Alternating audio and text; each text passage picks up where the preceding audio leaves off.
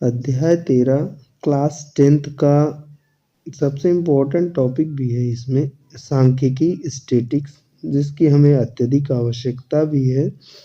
और इसमें हम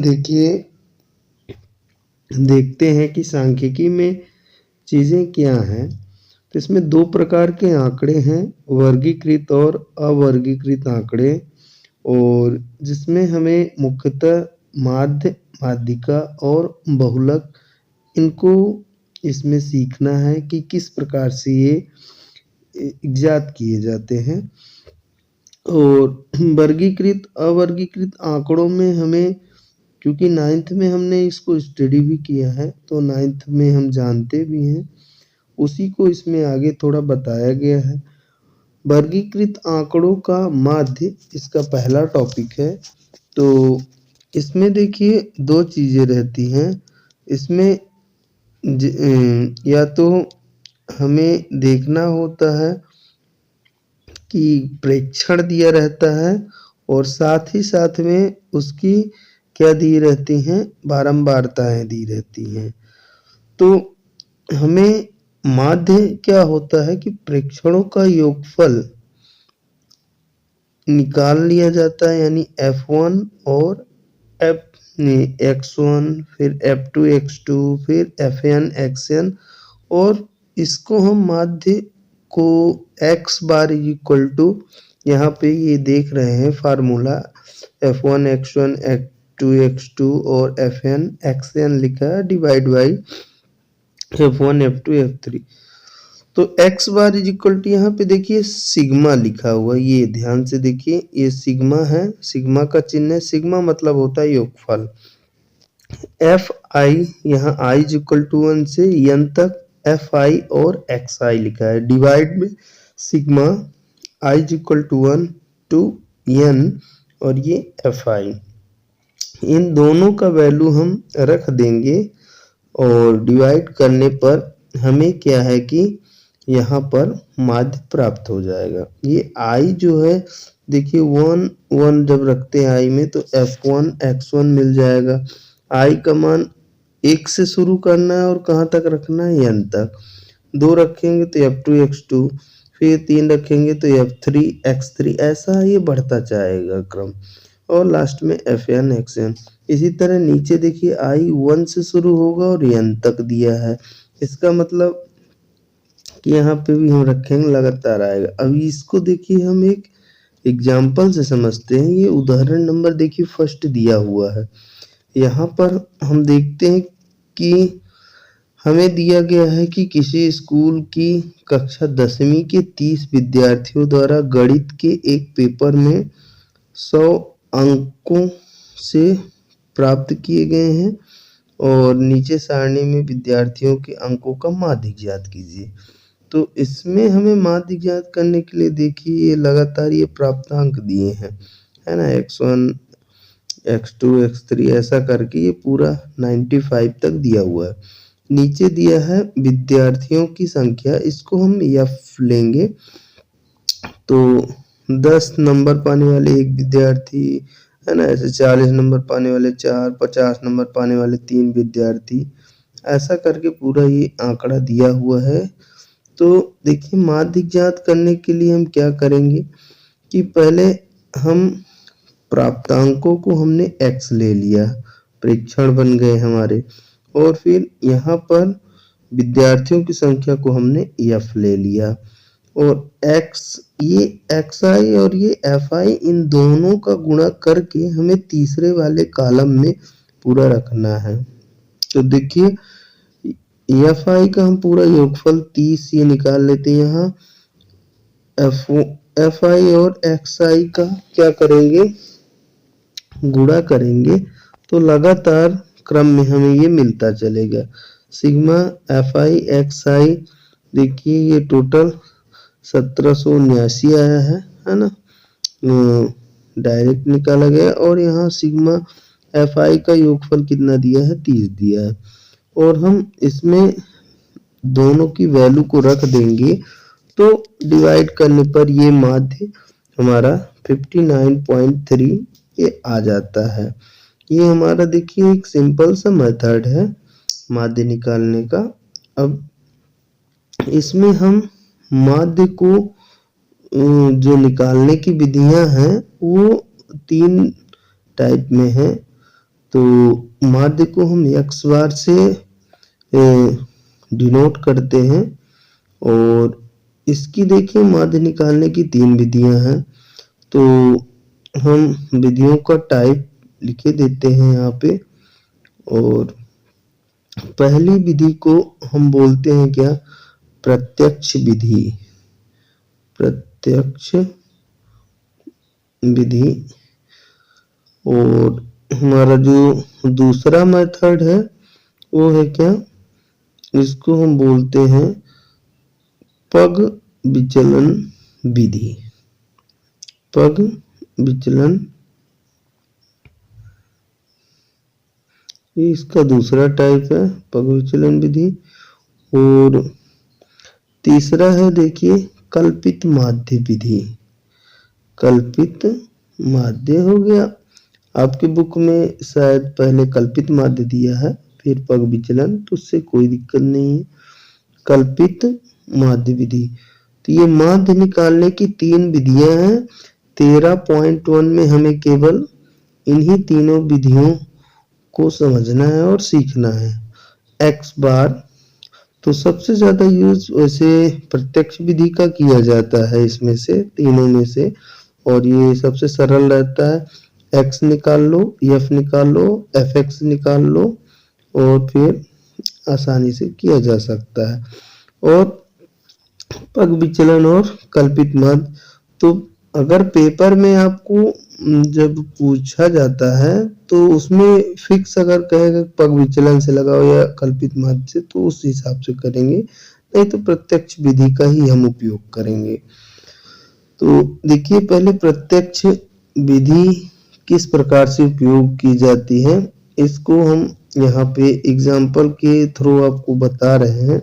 प्रत्यक्ष विधि को पहले समझ लीजिए। तो इसका सूत्र रहेगा x bar is equal to sigma of X I और एफ आई, यहाँ भी ये आई रहेगा, एफ आई, इसको अच्छे से लिख देते हैं, एफ आई है, और डिवाइड में इसके आ जाएगा सिग्मा ऑफ एफ आई। ठीक, और ये हमारा सूत्र होता है और सूत्र का उपयोग हम इसमें करेंगे। तो आइए आज हम देखते हैं सांख्यिकी की परिभाषा। सांख्यिकी गणित की वह शाखा है जिसमें आंकड़ों का संग्रहण, प्रदर्शन, वर्गीकरण और उनके गुणों का आकलन का अध्ययन किया जाता है।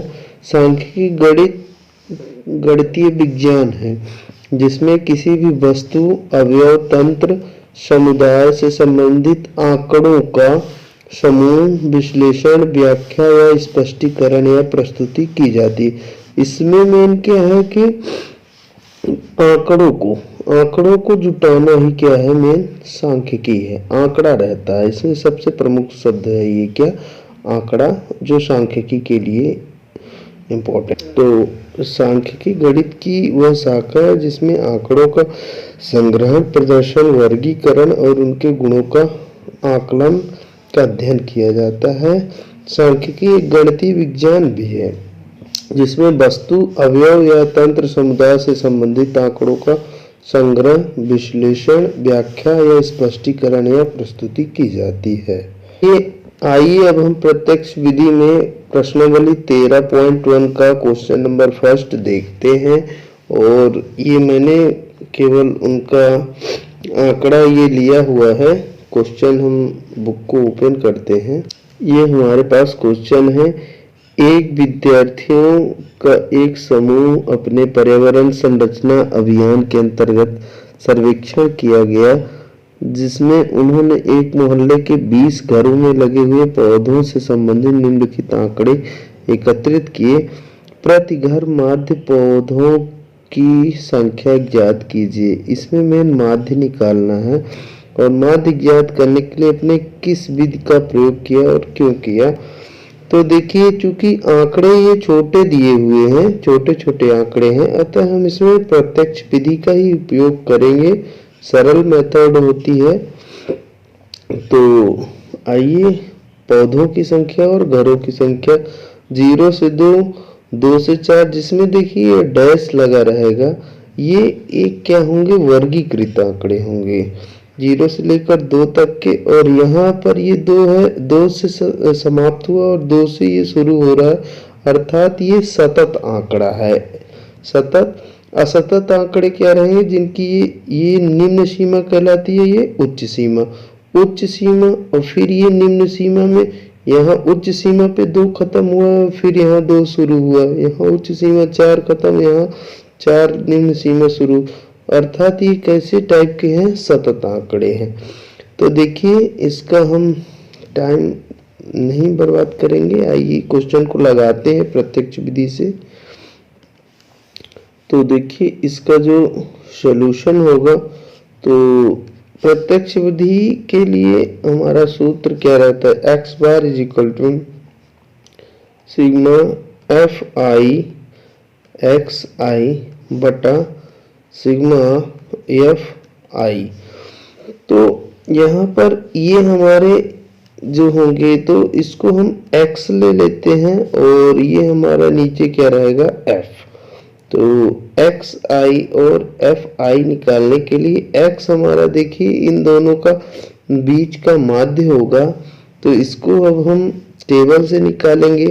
तो x इन दोनों के लिए अगर हम x1 निकालेंगे, तो ये निम्न सीमा और उच्च सीमा डिवाइड बाई ये 2 हो जाता है। तो आइए पहले हम इसे प्रस्तुति में देखते हैं। ये पौधों की संख्या ये हमने ले लिया, ये हमारे घरों की संख्या हो गए, इसको हम F1 से यानी Fi से, और ये वर्ग चिन्ह हमारा xi हो गया, Fi इंटू xi। मैंने ये कर लिया है, आप लोग बना लीजिएगा टेबल। 0 से 2 है तो घरों की संख्या 1 है, और तो Fi को हम सीधे जोड़ते हैं 1 2 1 5 6 2 3, ये सिग्मा Fi हमारा क्या हो जाएगा, 20 आ जाएगा। और xi क्या करेंगे, इन दोनों का जोड़ बटे 2, 0 + 2 बटे 2 करेंगे तो 1 आ जाएगा। 2 और 4 2 6, 6 में 2 का डिवाइड करेंगे तो ये 3 आएगा। यहाँ 4 और 6 10, 10 में 2 का भाग करेंगे 5 आएगा। 6 8 14, 14 में 2 7 आ जाएगा। 8 10 18, इन दोनों का जोड़ करके हमें एक सिंगल बनाना पड़ता है, यानी माध्य। इनका हमको क्या चाहिए, माध्य, यानी बीच का। बीच का 2 आंकड़े हैं, दोनों का जोड़ बटे 2 कर दोगे तो सभी आ जाएगा। अब इसका इसमें गुणा हम करेंगे, तो Fi, तो देखिए 1 में 1 का गुणा होगा, यहाँ इसके साथ गुणा हुआ है तो ये 1 आया। 2 में 3 का गुणा होगा 6, तो हम ये सिग्मा Fi xi निकालेंगे, 162 आया और ये 20। तो अब हम x बार में इसे रखेंगे, तो x बार इक्वल टू क्या हो जाएगा, 162 और बटा ये 20। तो इसको हमें करने पर ये कितना मिलता है, 8.1 पौधे। यही हमारा क्या आ जाएगा, ये माध्य आ जाएगा। हमने इसमें किस विधि का उपयोग किया है, प्रत्यक्ष विधि। ये प्रत्यक्ष विधि है जो कि सबसे सरल है, और ये हमारा फर्स्ट क्वेश्चन का ये हमारा क्या होगा, माध्य का आंसर। हम देखते हैं क्वेश्चन नंबर 2।